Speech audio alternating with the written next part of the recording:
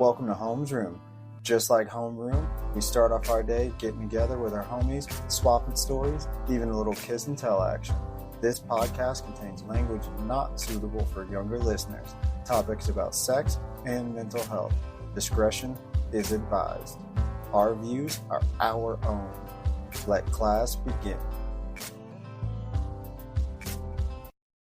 Welcome back to another episode, heavy on the mental health aspect from what we got going on today, talking about some social media breaks and when and why that might happen. I'm here with my my buddy Caitlin A or O or whatever they say in England, because you got the Queen of England on your shirt today. I do. This is Queen of our hearts, Queen Lizzie.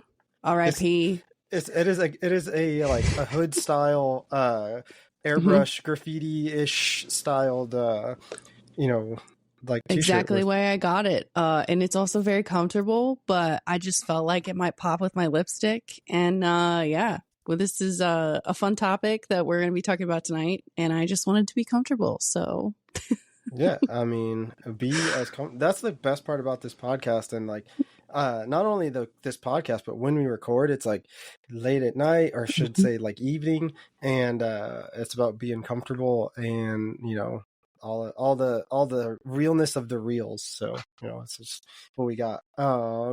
So I said, let's do this episode, and at the time it was a beautiful symmetry because you were really excited about a milestone that you just hit, and I kind of wanted to touch on that because Instagram specifically has changed since I was trying to grow a page before to trying to grow a page now, and reels weren't really a thing. Videos were still like 15 to like 20 seconds or whatever. So it was a lot harder to, fall into the dead holes that you can fall into now with content. So like growing a page then seems like it was easy, and I feel like an old person in comparison.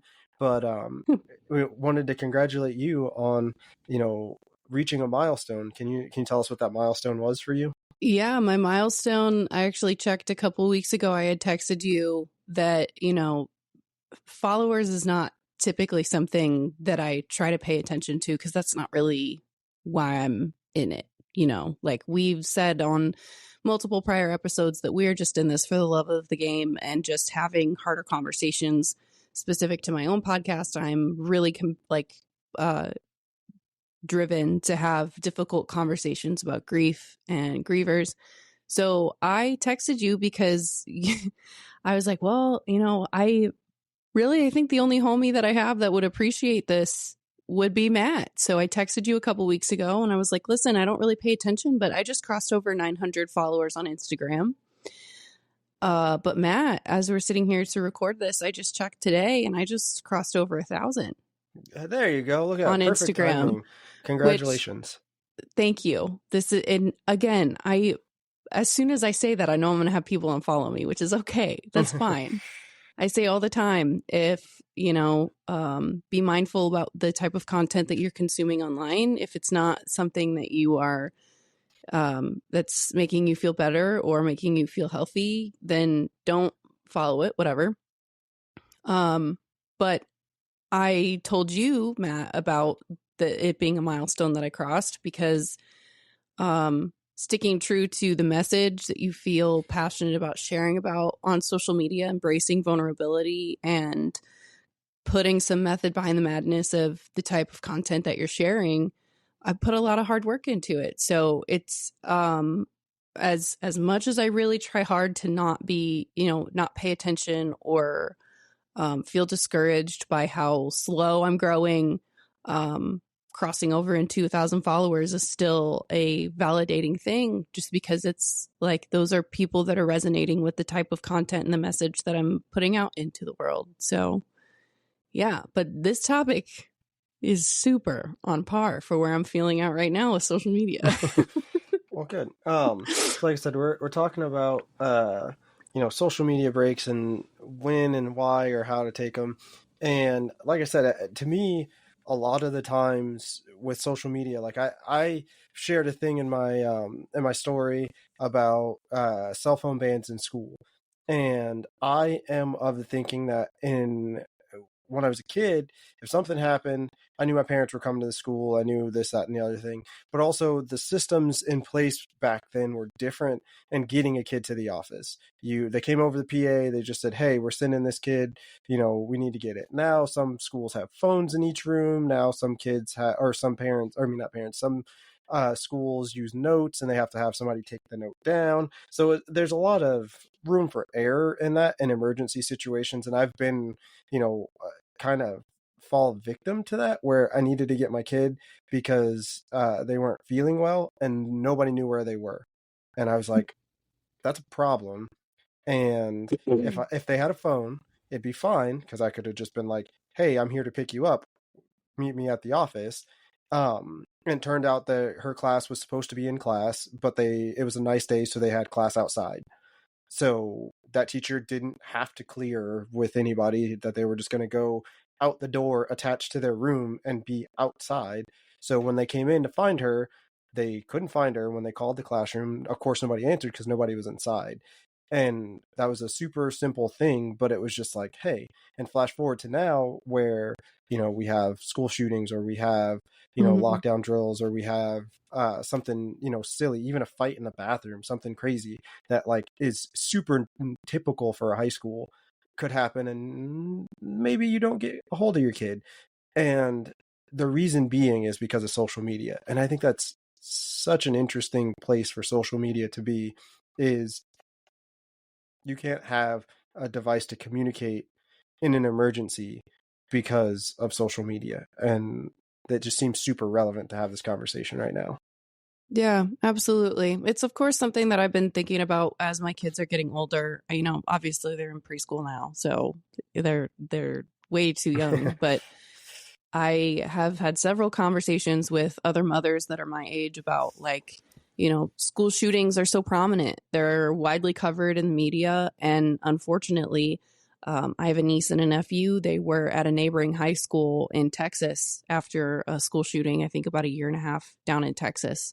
And their school went into lockdown and they were texting their mom. And it's a very scary situation. The culture of public schools specifically is so different than what it was when we grew up. And but I think for us, specific to the idea of being content creators and being influencers, if that's the word that people want to use to describe us, I've been very serious about social media breaks and being chronically online and being chronically online in the type of content that I'm also following online too. So, yeah.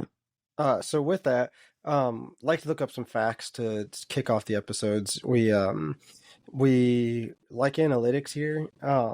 So analytic that I'm going to throw out there is how long you should take social media breaks and how long a social media break should be. And I thought this was super interesting the way they broke it down. So it says, if you use social media for 2 hours a day, cut your social media usage back to 1.5 hours 10 days before the break.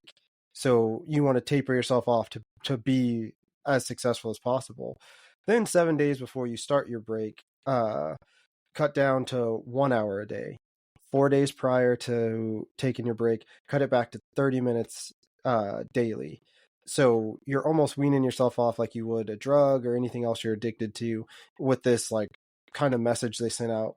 And I think that's super interesting that it has taken somebody to create an algorithm to break you free from the algorithm. And that's like super crazy, sad, broken to need a system to wean yourself off of it.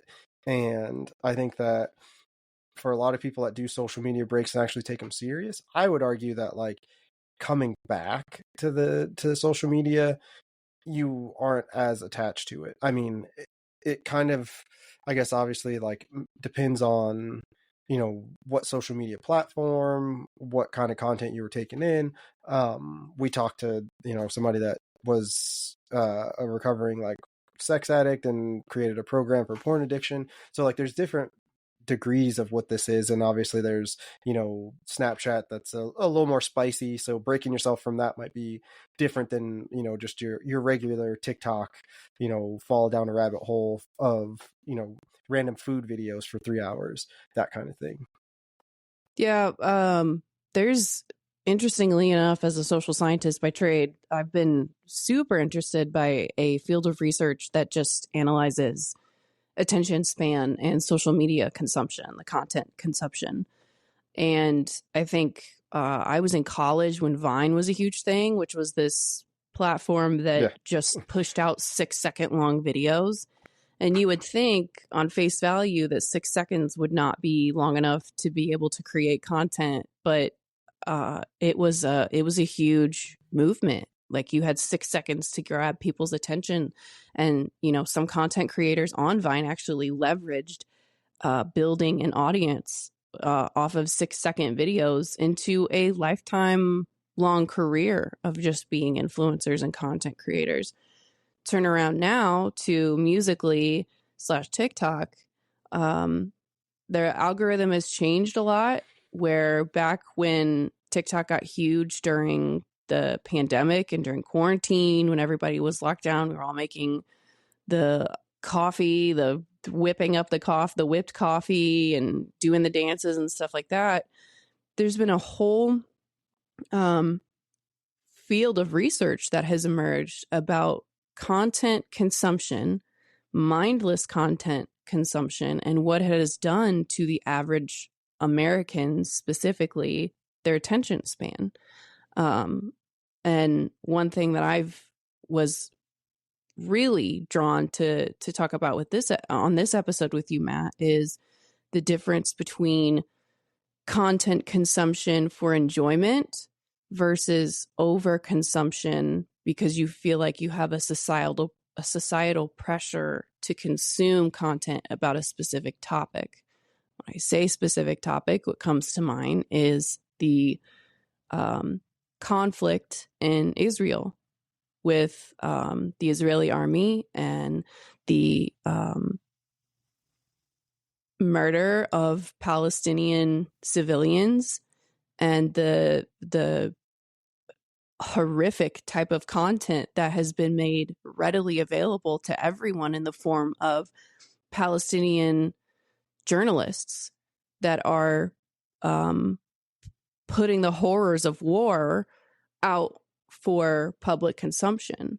So, full transparency, Matt, one of the most recent social media breaks that I've taken was specific to that type of content.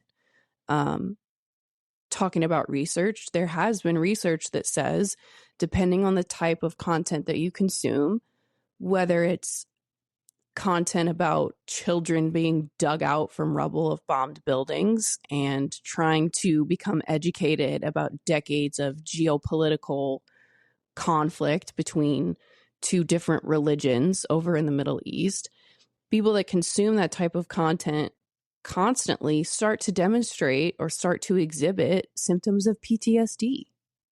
You know? So yeah. It's the difference between mindless overconsumption because you feel like you have a duty to do so versus mindful consumption to try and be educated about a topic while also holding boundaries that don't disrupt your personal peace and compromise your own mental health. Yeah. Not that I disagree with what you're saying, but I will say that it doesn't have to be that bleak or that heavy-handed. It doesn't have to be the feeling of like a requirement or the feeling of societal pressure to do something, because I think that makes it sound as though there's only one reason why, or there's only one way to consume the content. And I don't want to get in the habit of, like, because we've talked about it before, I don't want to get in the habit of making it so heavy-handed that the pressure to like something is equated to the pressure of what the algorithm is pushing to you or what content is being pushed out, because it's not necessarily like apples and oranges almost comparison to me, the way that like I kind of polled people when I asked this question coming up with this like topic to talk about, which is why I didn't necessarily want to make it a list of like why we and when we like specific point by point, more of a conversation around it, because I think there is different things that all kind of tie back to it, and everybody consumes social media differently. So for you, that may be the content that you see, so it is heavy handed, it is like this like super weighty topic. But for other people it might be like, I lose 4 hours a day liking pictures of puppies because unlike you, that's what their algorithm has shown them, that's what they like, that's what they're pushed to. So there's different degrees of it. And I know for me, you said it already, but like my when to take a social media break, it kind of comes down to like when I'm liking stuff mindlessly in my feed, where I'm just like scroll, or I'm going through the, you know, explore or the For You page, depending on which app you're on. And it's nothing that I see is like interesting because it's numbed almost to it. And it's like, I know that's when it's like, I need to like not look at this for a while, or I need to go find some other activity to do in order to. And the more increasing that happens, the more likely it is I just like need to take a break. But also for me, a lot of the times when I take a break from social media, I usually take a break from the, I guess, kind of content that like I could feel was weighing heavy on me, not necessarily entirely from social media. So for what you're saying, I maybe spend more time on my my hobby page than I do like my main page, or I spend more time, you know, on some other thing as opposed to seeing all of the things that have been making me like feel heavy.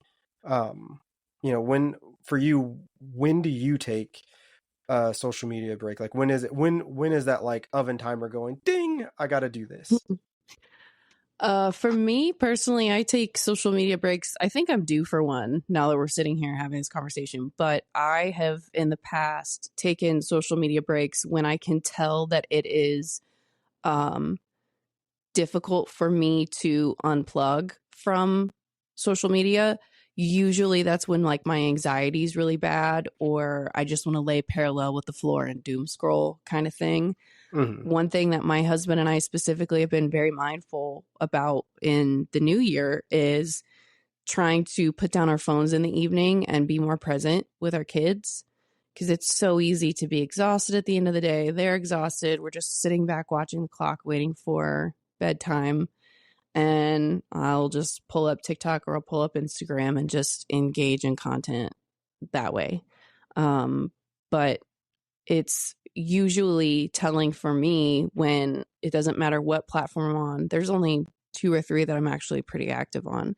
But any platform that I'm active on, if I can tell that it is draining me or it's detrimental to my peace or hurting my mental health, then it's definitely time for me to take a break. I think the longest break that I've taken from everything was like a month solid, when I was being really intentional about it. What's the longest break that you've ever taken, Matt? Probably like 6 months. Damn. Yeah. When we see, and this is a continuation of that conversation we were having at the end of the last episode we recorded, where like I don't like to compare anything that I do and anything that like my brain tells me I need to anybody else's, because I function differently, and the way that I function differently is like I need to make a change, and making that change doesn't like, it's as easy as breathing. I realize this is a hard limit. I have to make this change. Otherwise it's a problem. And getting off of social media, like the last year I was in Derby, I think, as I think that was the last year I was in Derby.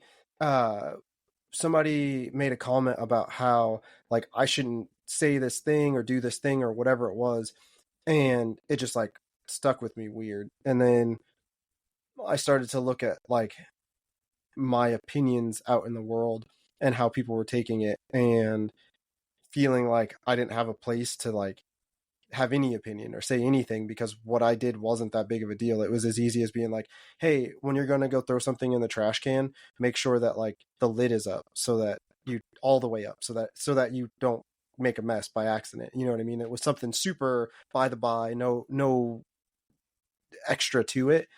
So it was like really weird to get come at like that. And then I started to be like, man, I wonder if people have been saying stupid stuff like this a lot. And then I started to pay attention to like Facebook and the way that like people were making comments or like whatever. And I started to maybe read more into it than there was, or, you know, not read into stuff enough. And I was like, you know what? It was I was actually this time of year. So it was like Black History Month. And I just started this new initiative that I was trying to get everybody to like share their favorite Black culture things across social media, because it's okay to like Black culture.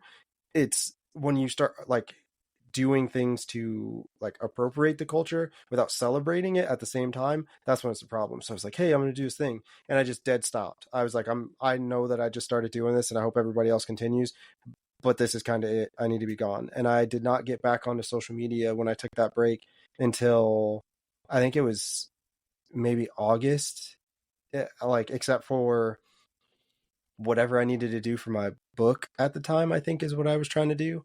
Like that was literally it. That I didn't do anything. My Facebook was deactivated altogether.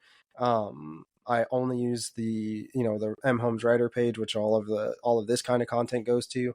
I didn't use my personal anything because I was just done with it.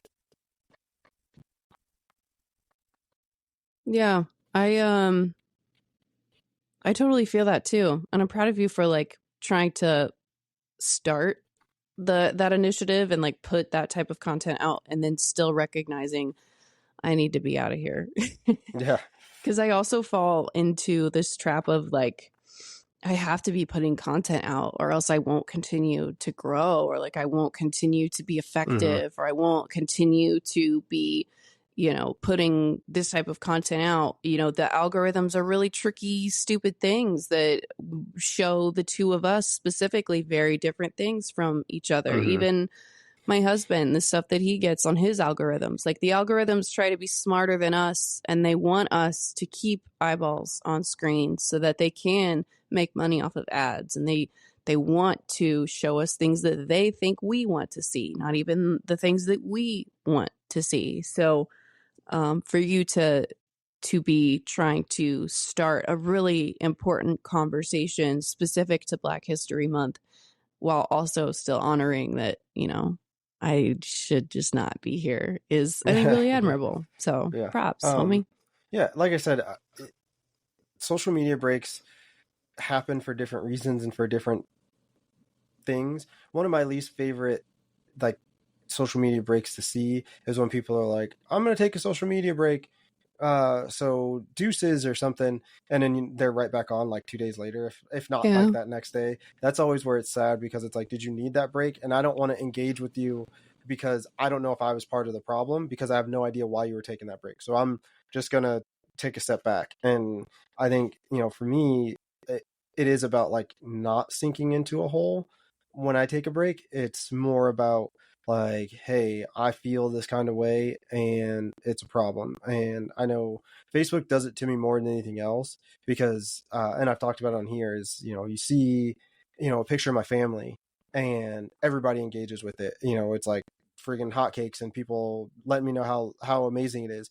But then I say, hey, like help support this passion project of mine, or hey, my friend needs help, or hey, I need help, and it's like crickets. And then it becomes this like, oh, so you don't like me, you like my family, and you like the stuff that you like them, so like I could not be in this picture at all. And that won't affect you because you care more about seeing them. And it's like okay, well, now I'm feeling devalued because I know that I could ask for help and it ain't there, but I could post my family in just a random picture because I'm trying to make myself feel better. And I want them to know, like, hey, even though I'm not feeling the best right now, I still love you. And I still, like, I want to post this picture and share that I love you. So maybe it's a memory, 3 years from now, 2 years from now, that makes me smile because I'll remember where I was.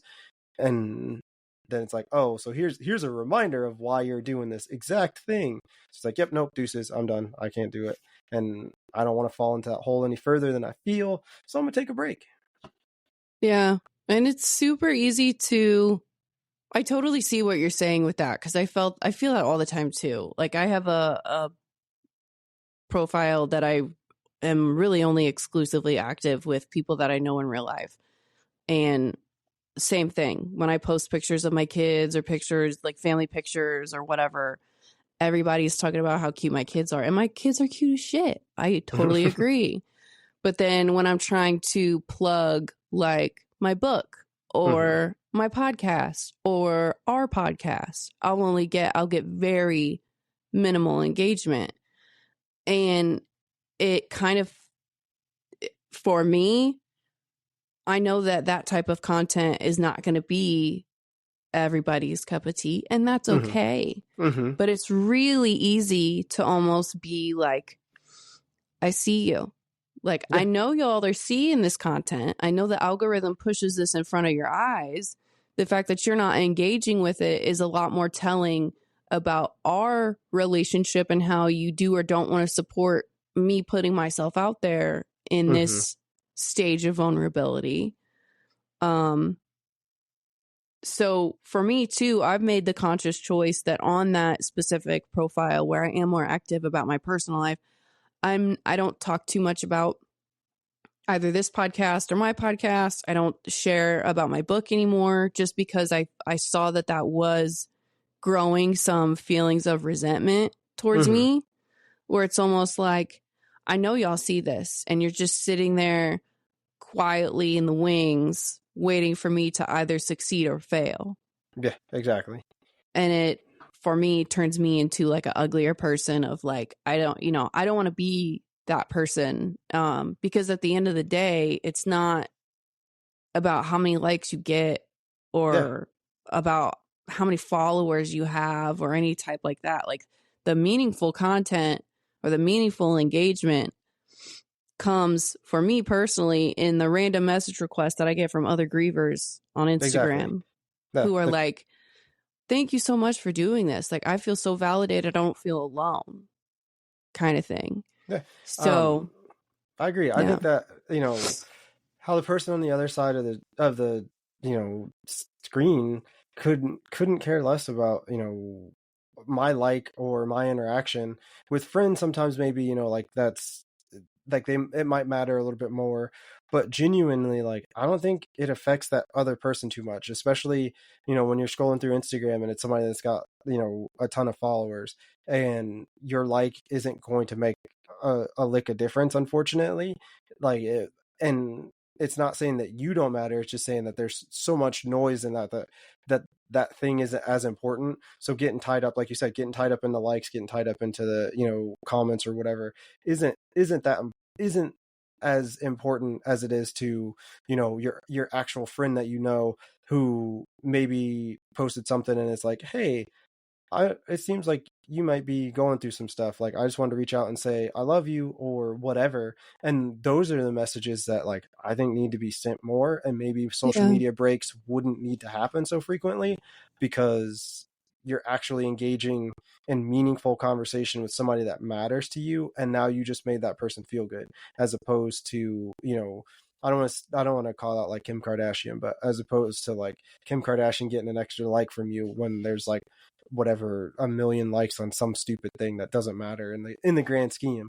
And, your friend who's over here just like, hey guys, I went on a walk finally. And for you, it's just like, oh, cool, you went on a walk. That was a pretty picture. And you keep scrolling. For them, that was the first time they left the house in days and felt like a human being. So like, it mattered. And I think that's crazy. I don't know how you feel about that one, but that one always gets me, where it's like, I don't think that my like matters to that person. And I follow a bunch of car pages, so I definitely know like that manufacturer of this part don't give a shit about my like. Yeah. I like that part. I think that build is cool. Or I think, you know what I mean? Like maybe they care about the comments, but at the end of the day, you shouldn't get tied up in that, because these people you will probably never meet in your life won't remember username XYZ liking their post from like 3 months ago. So like take care of your peace and take care of your people, because that's what really matters. Sociology minor is coming out here, and it's something I try to explain to like older people that I work with, where like our social capital, which is the almost like your street cred points, if you can think of a basic way to think about social capital, where back in the day when it was sock hops and drive-in movie theaters, you'd go out to the diner, share a milkshake with somebody. You shared your social capital by going out and about, making your appearance.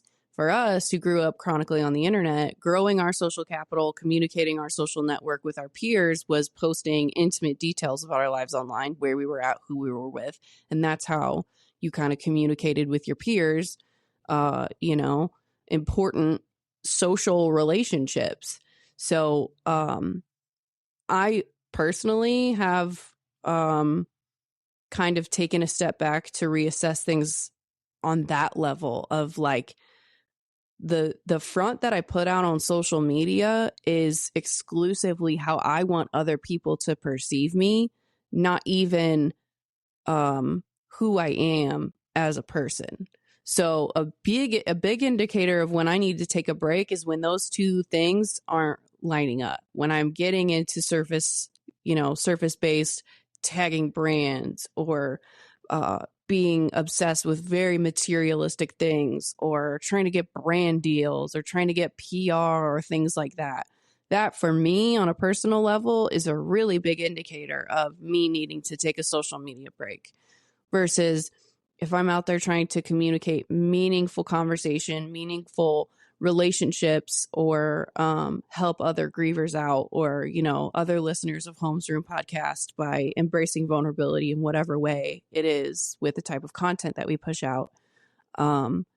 If those things don't really align, and I find myself starting to be obsessed with super materialistic things, it's a huge indicator with me that I need to not only take a break from social media, but like take a step back and revisit, like, why are we doing this in the first place? Like, that's not in it for the love of the game anymore. And I'm not trying to leave my 9 to 5, man. I don't know about you. Like, this is just a creative side gig, I mean, if we can monetize and we get sponsorships, and it can like pole vault us into like having conversations with people that are like, we're not punching above our weight. We're in a class where we are getting, guests we would have never thought. So like, yeah, no, I'm sorry, but like I'm of the mindset that I'm not, whatever it is, like shoot for the moon, land on the stars kind of thing. Like, yeah. Where I don't have a trajectory specifically. I just want to have good conversations, and whatever happens, but whatever can happen to get us the best conversations we can have, then good. But what I was going to say is, I think it's so interesting that you were saying like the content that you put out, because like the thing for me, and why I feel like when I need to take a social media break, I like need to, is because what I put out is me 100% unfiltered. Like I don't know, you follow my my like Instagram page. It's like my Instagram page. It's private to everybody else. But I post a lot of pictures, and I don't post a caption specifically. Like the one I posted the other day was like, something was like was the caption. And I wish I could remember what the picture was. I'm gonna have to go look at it, because it's one of those, it was a color pop photo of some flowers and a Keurig machine. It was a teal, like a mint green, tealish, whatever it is, turquoise, coffee maker, and somebody had stuck flowers in where the water goes, and I was like, well, that's a picture.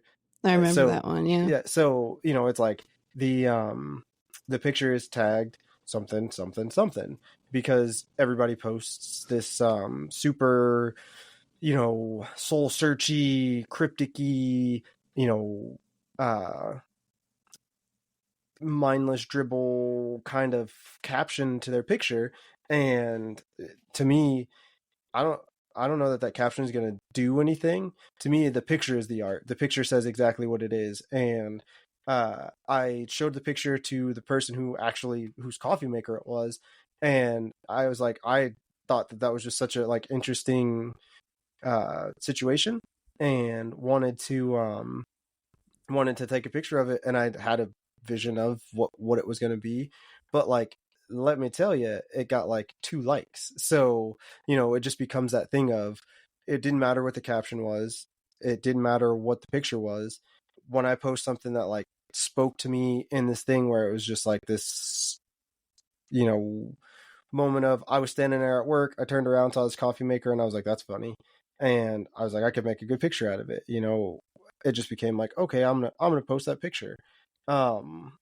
Couple weekends ago, it was start of race season for me, so there was a hockey game on that we wanted to watch, but also this race that only was on like YouTube, so I had to watch it through YouTube.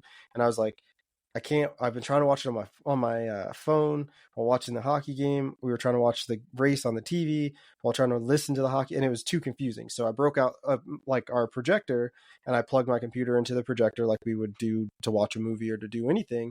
So I had like side by side screens, and that was something that meant something to me, like incredibly, racing and hockey. And I thought it was funny. And again, that's something that like that was like 4 likes. And I just think it's so funny because those things are true hardcore to myself, me, and it doesn't matter. And I understand that that might not be your cup of tea, and that might not be the thing that you want to like, but it doesn't mean that like that's not something that I'm passionate about. So I know for me, when I scroll through social media, if I see you liking something, TMI, I guess, but like for me, when I see somebody enjoying something, when I see somebody like in their fucking zone, or in their like their like raw self because they love this thing, that shit is like beautiful to me. It is the most attractive thing that a person can do, is be like, I love this thing. I love this. Look at this thing that I love. So to me, it's nothing to like that picture because I know that you love that thing. So like, I want to share in that. That feeling is like exciting to me. And I think it's so weird that people are afraid to like something, or they're like, oh, weird, scroll. Like, because my brain doesn't work that way. It's interesting. No, I totally agree with that. And I started noticing that I was doing that on TikTok, where like if videos with 0 likes were coming across my algorithm, like my For You page, I would like, oh, this is embarrassing, I'm scrolling. Where now, especially after becoming a content creator myself, when I see a video that has 0 likes, I make sure I'm the first person that likes it. Because that first like is so important. But again, too, when you're putting so much weight on social media engagement, for me, that's problematic, because I don't want to lose myself and the core of who I am. If I sat down and I put out the type of content that I knew was going to get a ton of engagement, I would compromise my own personal integrity in the process. Exactly. Yep. Like if I wanted to sit around and make an Instagram page that would have 4 times as many followers right now, then I'd sit around and put my tits, pits, and ass out for the entire world to see. And I know I would have more engagement. That's not who I am. And that's not the type of content and those types of conversations that I want to have. So it's such a double-edged sword. And when I start to lose sight of what I'm actually trying to do and where I'm actually trying to go with this whole adventure, and really this side hobby of expressing creativity, my 9 to 5 is such a black and white, rigid type of work, that to be able to express myself creatively and put myself out like this has not only been a great adventure and vulnerability, but also has been so much fun to just express myself. I suppressed for so long that I was a creative person and that I wanted to explore graphic design, explore video editing, explore all of the things that, shout out Riverside FM, about video production and audio and streaming and all the other fun things that come with it. It's just fun. And when it's no longer fun, or I'm losing sight of who I am and what I'm trying to be. I'm trying to put out the type of content that I want my kids to consume. And that I know that there's a younger version of me out there somewhere that has gone through a massive traumatic experience that needed to hear the types of conversations that we're trying to have and that I'm trying to have on my own podcast, you know? Exactly. When I start to lose sight of that, definitely time to unplug. Yeah. I mean, and like I said, that's the thing is it becomes, you know, for me, it's never about the likes. I don't necessarily care. I know, like, every time I see that picture that I took of that coffee maker, to me, it makes me smile because I know the story of why that happened. And the story of why that coffee maker is that way is really cute and adorable. And, you know, that's the thing that I'm going to always scroll back past and be like, hey, because that picture means something to me. It doesn't have to mean anything to you. But that's the point is, you know, my social media, the stuff I post is stuff that I want to be able to scroll back through and like. I love being a creative person. I love taking pictures. I love, you know, the stuff that I build. And when you go through my social media, you see that. You see my family, you see the stuff that I build, you see the creative photography, and that's what I want. Now you see a lot of the podcast stuff because I stopped posting me because ultimately, like, I stopped doing any of those things because I just haven't been in that place and haven't had time, and I need to get out of that. So that's when I need to take a social media break. That's when I'm like, hey, I need to like re-energize myself. And, you know, like I said, one of the ways that when I need to take a social media break, I said it before, I will straight up deactivate my account. I will hide the app or I will delete the app altogether so that I can't even, like, if I wanted to, I can't. And sometimes I'll do it just to prove to myself that you are not addicted to this thing. You can break yourself of it. It is not as important as it seems in this moment, because at the end of the day, your happiness is up to you. It's not up to anybody else. So if you're feeling unhappy, do what you got to do to find that happy. You know, one of my favorite questions to ask people, you know, more recently is like, what truly makes you happy? What 100%, no lying to yourself, what makes you smile? And that's a hard question for a lot of people to answer because they don't know. And when they think about it, it's like, I mean, I guess, you know, when I see pictures of my kid or when like my kids laugh or something, if it's a parent, but for a lot of people, it's like, I don't know. Yeah. I think that's so interesting. Or to be able to answer that question honestly. Yeah. But I agree with you completely. When I go so hard in the paint, when I take a social media break, a good way to find balance for me that I found is to, on my phone, set screen limits where it will pop up and actually like lock me out of the account or kick me out of that app if I reach a certain benchmark of time spent on that app in a day. But when I need to take an internet detox or a connectivity detox, not even necessarily a social media break, first and foremost, I delete all the social media. TikTok, Instagram, Facebook, all the apps are gone off my page. Or off my phone. I totally delete them. But I go as far as not even wearing my Whoop.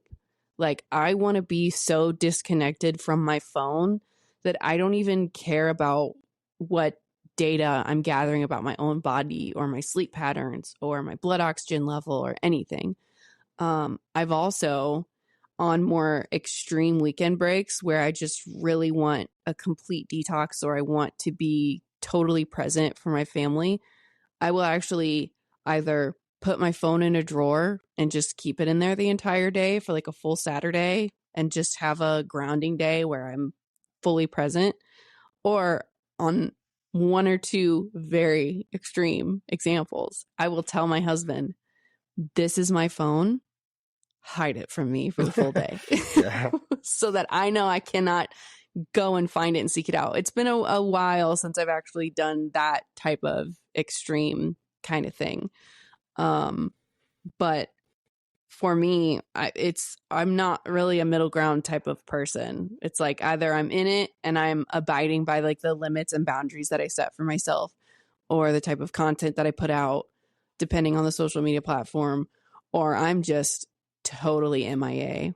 I'm gone. Yeah. I'm out. So yeah, I don't know. What does a social media break actually look for you, Matt? What does it look like for you?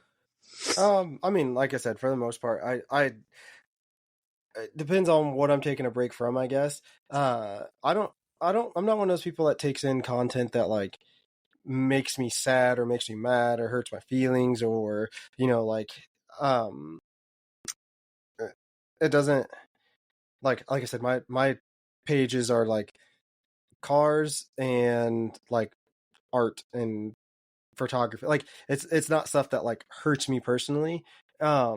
So when I take a social media break, it kind of depends on what it's for. Most of the time I take a social media break, it's usually from Facebook, because people just annoy me and I don't want to have to deal with, you know, political post, person whining about their life but don't want to change anything. Another political post about Taylor Swift and how she's a problem, post about Taylor Swift and how everybody loves her. Like none of that served me in the last like 45 seconds. So why am I here? And I'm not going to post a status because it's ultimately not going to matter to anybody. So like, why am I on this thing? And that's when it's like, I'm going to take a break from this. And like I said, most of the time I just log out of the app. And like I said, Facebook is hidden. So I have to like open a folder. I have an iPhone. I have to like open a folder, swipe twice to even get to like the Facebook icon, because I just try not to get on it because it's like probably the most annoying one.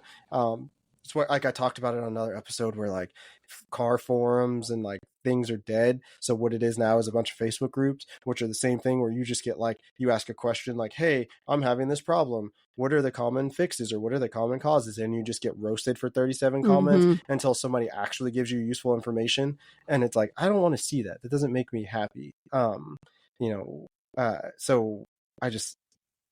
don't need this. So I'm going to log out of that app and not log back into it. But Matt, you bring up such a great point too, because here we are on the eve of another fucking presidential election. And I honestly, I got to tell you too, that was also another time where I was just like, I cannot take any more of this content. Listen, most of the time where I'm scrolling on my FYP on TikTok, I just want goofs and gaffs and laughs. I want dark humor jokes of, kids of dead parents who are like, giving mom a tour of the town and she's walking around carrying an urn with her mom's ashes in it, or funny dog videos, or scare prank videos, or I've recently fallen down a TikTok algorithm of like the glass jars full of like Orbeez that they roll downstairs, and it's just like you like wait to watch what stare the glass and That's fucked up. But when it comes time for like an election, it's just so divisive, polarizing. It's everything is catastrophizing. It's not great for that to be something I'm consuming all the time. Yeah. And it's not even stuff I want to mindfully be consuming. It's stuff that the algorithm is pushing to me because it's content that's performing well on that algorithm at the time. Speaking of, I left out one. My like Explorer page is cars, tactical shit, and like art. So yeah, like that's sorry. The election made me think. Shit? Yeah. I wouldn't guess that for you, Matt. Honestly. That's really funny because it shows that we've never met in real life. Lord. I'm literally wearing like 5'11" pants right now. I love that. I have like a tactical belt. Like that's the only belts I wear is like the quick release tactical belts, because I found out how nice they are, and I was like, you know what, this is now my everyday belt.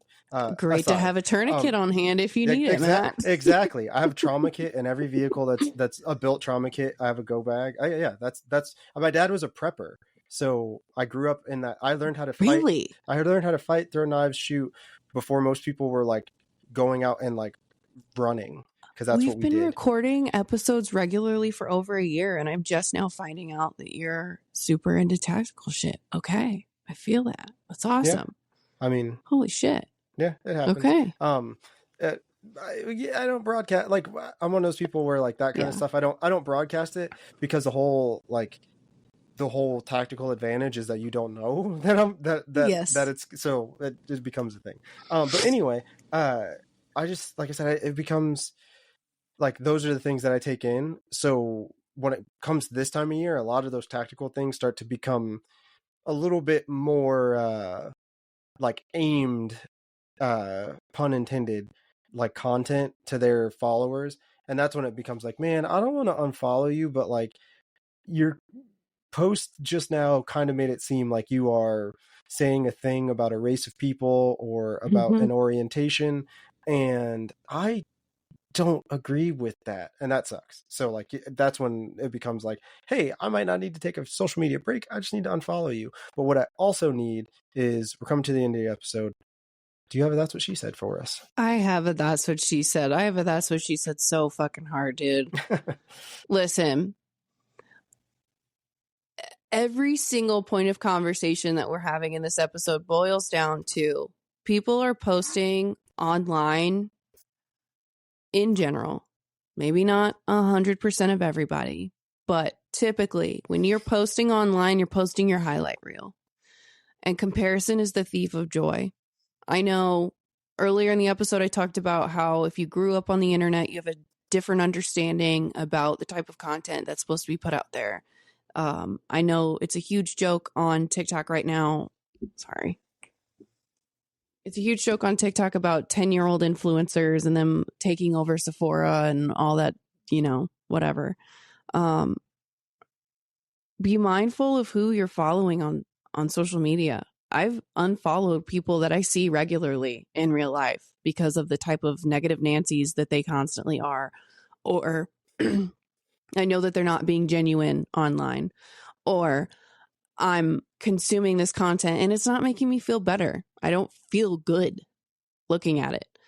If it's anything that makes you feel less than, clean up your social media. I know specific to Instagram, you can do a mute where you're still technically following them, but they don't show up any the fuck where. You can mute stories. You can block people. It's totally optional. No one is entitled to your time, your attention, your eyeballs on your phone screen. No one is entitled to your personal peace, and nothing is worth disrupting your, nothing is worth compromising your personal integrity and your mental health and your peace. I feel really convicted to share that specific to the time about when this episode's about to air. It's going to be really fucking ugly. Online with a presidential election with so many seats in the House and Senate up for re-election, it's gonna get ugly, friends. Please take care of yourself. Please do not believe all the people who are like, you have to be online and you have to be educating yourself. It's such a place of privilege to not be watching videos of buildings getting bombed and children being dug out of rubble and all that other shit. No. Your phone is just your phone. Do not let 6 inches of screen get in the way of you experiencing actual human relationships, in-person, face-to-face interactions. And if you're looking at content that is not making you feel better, myself and Matt included, unfollow. Clean up your timeline. Reassess. Figure out what you're even trying to do and the type of content you're trying to consume. We're here to be your biggest cheerleaders. We love what we do here at Homesroom. I don't care if 2 people listen to this episode, if it means that one of them takes away something positive or enjoys their time or just enjoys tuning into it. Okay. We're in it for the love of the game and we're here to be cheerleaders for you. So that's what she said, Matt. Yeah. Exactly. Hopefully it doesn't get like too many people too far down, and protect your peace. But also, a button click is a button click. It's the easiest thing in the world to do. Mm-hmm. So just, if that's what it's got to be, that's what it's got to be. And we thank you for listening. If it's just 2 of you, if it's just 1 of you, if it's, just us in the future, whatever that thing is, we appreciate it. The bell is about to ring. If you want to drop us a voice message or simply ask a question, you can do that by clicking the link in the show notes below. Be sure to leave us a 5-star review. It helps more people find us. Theme music by Kinsey. More music available on Spotify. Remember, every day is a class. Go learn something.